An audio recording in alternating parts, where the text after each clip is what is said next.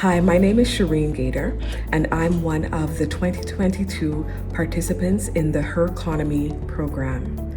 If I had to sum up my experience in 4 words, I would say that it has been impactful, insightful, educational, and invigorating.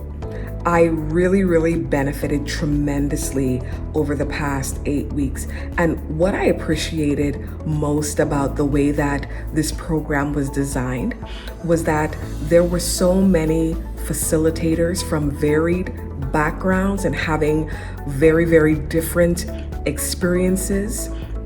They brought different perspectives to the group, but everything tied together for one single purpose, and that was to create better entrepreneurs and more impactful leaders.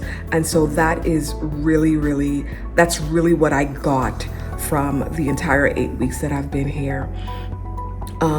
What also inspired me was seeing a room full of women that look like me, that might not come from the same background as I do, but we all came together and talked about our shared experiences in the workplace, in our quest to better ourselves through our careers, through entrepreneurships. And it was really invigorating, and it was